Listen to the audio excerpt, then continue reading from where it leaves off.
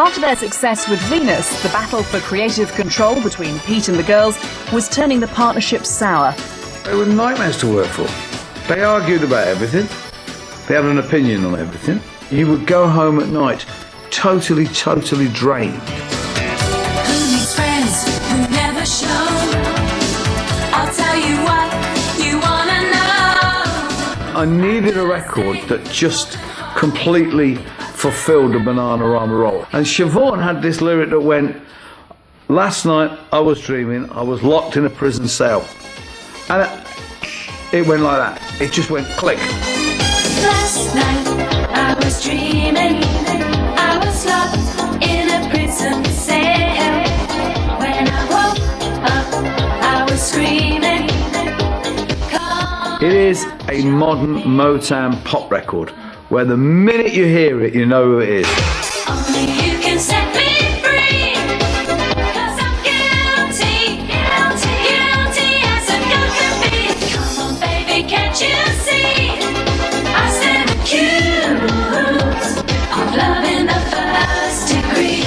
The whole ethos of the way Stockaker and Waterman made records was production line pop, like a slightly pound stretchy version of Motown. Stockaker and Waterman were like Top Shot Phil Spector. You know, it was kind of cheap and tacky, but very, very effective. They started working with Kylie, Mel and Kim, Rick Astley, and certainly Pete, his ego had just sort of exploded out of nowhere. They wanted fame, but it had to be on their terms. Now, of course, you can't have fame on your terms. It doesn't work like that. One member of Bananarama was finding fame with Pete unbearable. Siobhan wants to do everything alternative. She wanted every record to sound different. Now, sorry, it doesn't work like that. But that was Siobhan, because Siobhan had this mad idea that that's what art is. Well, it ain't art. It's called commercialism. I turned into the very thing that we set out to parody and overturn. That I'd become it, and so I left. In 1987, Siobhan married Eurythmics founder Dave Stewart, while Karen and Sarah continued to work with Pete Waterman. By that point, Karen and I were getting pissed off with her because she wasn't in the studio recording the stuff with us. She'd be in LA, and so we just felt, well, it's the end of the line. So in a way, it was very sad when she left. I remember our last performance was the BPI. But also it was a relief because, we're barely speaking.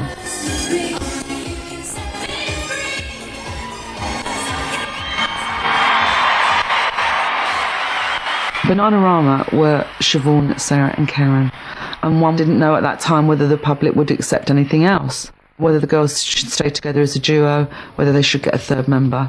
Sarah and I were quite happy to continue just the two of us at the time, and every single person around us said, "Oh no, you can't, you've got to have three, you've got to have three." You had this vocal sound which was more than two people and certainly not one, so it seemed a lot of sense to replace Siobhan.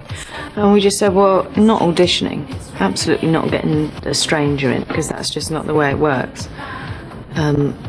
Which is why we got Jackie in. Enter ex-Shillelagh sister and fellow club diva, Jackie O'Sullivan. I jumped at it immediately. There was not even one iota of a thing of me going, no, absolutely. I was overjoyed.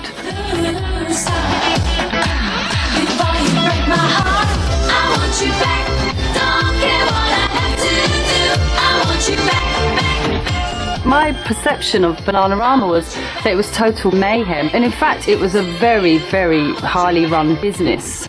Although the kind of public front was that I was an equal member of Bananarama, it was by no means that way. I was on a payroll, I had no say in any of the business. Kind of felt always a little bit tacked on at the end.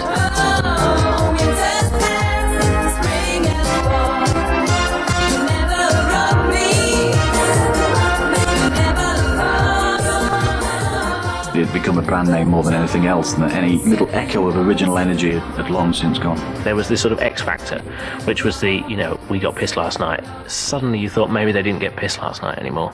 I presumed that I could continue partying and being, as out of my head as I fancied, and still being part of a band that was a business, and in retrospect, I was probably, I got into trouble an awful lot because I never turned up for lots of interviews in America because I was out partying all night. People wouldn't talk to me the next day. Got to a stage where I felt so uncomfortable within the group. I no longer felt that I fitted in.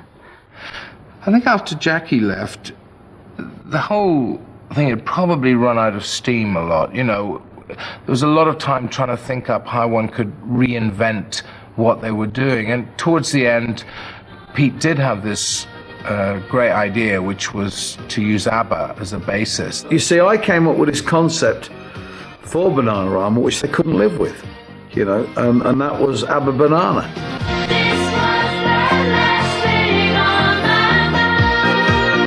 ABBA Banana, otherwise known as Bananarama's third album, Please Yourself, was an attempt to mimic the ABBA sound and was their last album with Pete Waterman. It was the end of the Waterman era.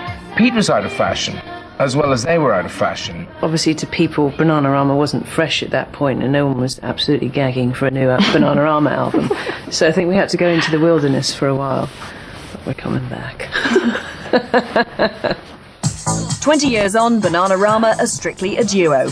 After nearly 10 years outside the UK charts, Karen and Sarah are back in the studio. I was inspired initially by Sarah, having written the track with Ian and Terry, which was initially going to be for someone else, and I thought it was such a fantastic song, it must be one that we'd perform. If it did become successful, that's great, that's a bonus, but I mean, you don't have to do it. I'm sure we haven't made as much as the Spice Girls, but we had a long career and decent lawyers. The difference with us is also we've always written our own stuff, and publishing's where it's at. Yeah. So that rolls in every 3 months, and it's fabulous. Straight after leaving Bananarama, Siobhan formed Shakespeare's Sister, but once again found herself battling for creative control. I parted company with London Records after 16 years or something. They finally let me go. I was doing a sort of darker version of pop music. That's what I'm into, that's what I kind of do now. Bananarama will never reform because I left the group in 1988 and I'm sort of like as excited and inspired as I was then by what I'm doing now. Why would I rehash the past? What, never? Well, maybe just for one night. What you're about to see is so much more than more. Right? Let's clear stage, please. You don't know how special what you're about to see is. You are about to see history, G-A-Y. This hour, please. This is for the first time in years, and it's the last time ever. For the first time since 1988, performing together.